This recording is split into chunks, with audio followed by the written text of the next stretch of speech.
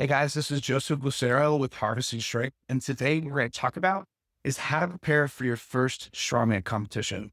So if you're looking for a very elaborate video that's going to take you through every week, every detail, or every rep, this is not the one for you. This is just a basic overview.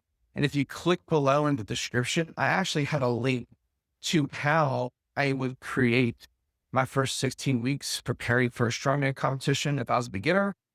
So from there, you can click on that link, learn the details. And if you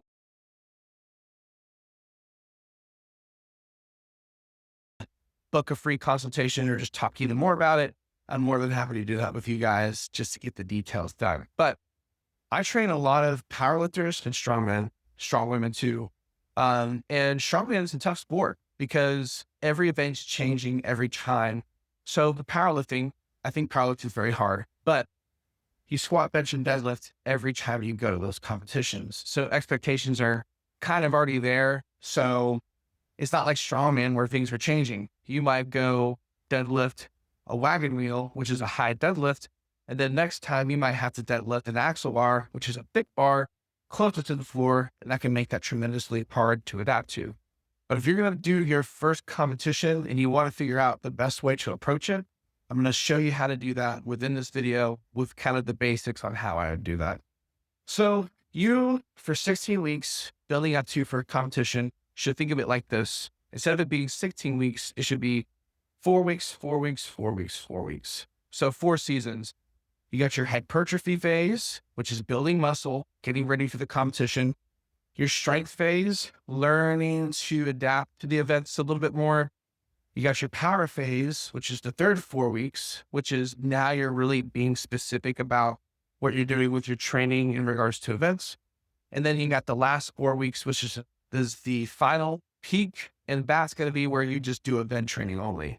One of the worst things I notice about strongman preparation is that people typically just do event training. All they want to do is work towards an event and just work those 5 events. So let's just make up a strongman competition.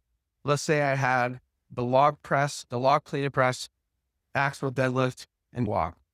There's 4 events in a strongman comp. I'm just going to say those 3. Some people, they look at those events, they're like, okay, I have to log clean and press, I have to axle deadlift, and I have to yoke walk. I'm just going to do those 3 things for 16 weeks. That's the worst thing you can do because you're not providing yourself different types of stimulus to adapt to different phases of training. Because what if you're not a good deadlifter right off the bat? You're not just going to go axle deadlift and hope you're the best. You probably want to do some movements to help you get there and to be precursors for success. So the first 4 weeks of training, I would say you want to do more compound movement versus strongman event training. I would pick maybe 1 or 2 events from your strongman comp that you're not good at and maybe do them at a dialed back speed. Meaning, if you have to farmer walk 100 feet with 200 pounds in each hand, maybe you practice that and you only do 160 pounds, like 80% of that effort. Whatever it needs to be, I would say the first 4 weeks of hypertrophy, you want to think of movements that are compounds that replicate your events and use those and kind of keep everything simple and maybe focus a ton on your squatting, your deadlifting, your benching, and your overhead pressing. Because if you do all those movements, they're going to recruit all the parts of your body and help you be a more balanced athlete in that sense as well. I know a lot of people argue bench press is irrelevant for strongman, but you can lift a lot more horizontally than vertically. So I think if you could overload those pressing muscles from this horizontal position, that's going to carry over to your overhead. But to get back to the topic, I was saying 80% compounds, 20% event training in your programming the first 4 weeks. If you're not sure what that would look like, click below in the description. And there's a blog that I wrote about that tells you exactly what I'm talking about.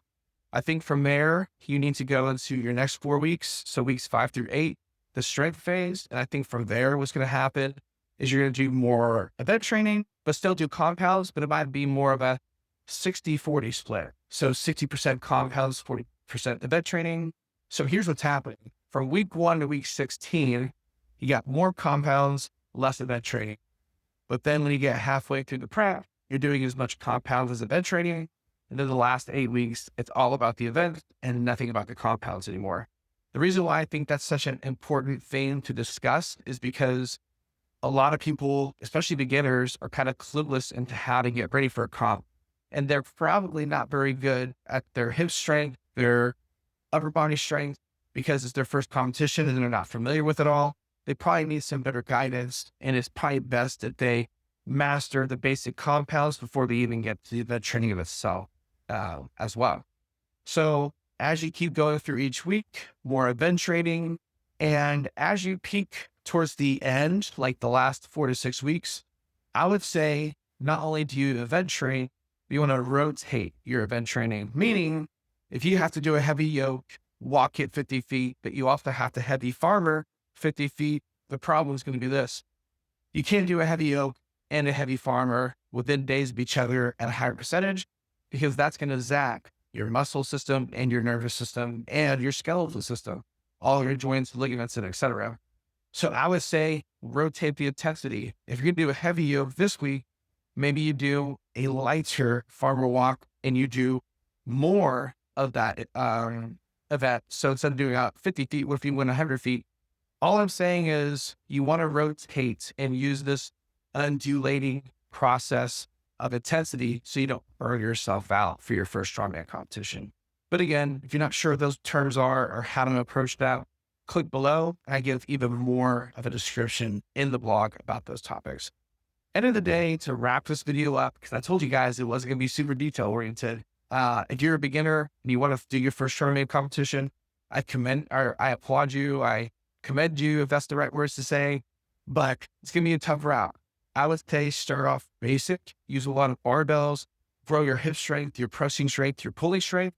And then as time goes on, focus more on the events and actually give yourself a chance to replicate the events for the competition to let you have a better success rate at the end point of it all. So again, my name is Joseph Lucero with Harvesting Strength. Hopefully you liked the video. If you did, subscribe, like it, leave a comment below or respond back, and hopefully we can help you guys be better lifters and to be successful in your first strongman competition. Thank you. And cut.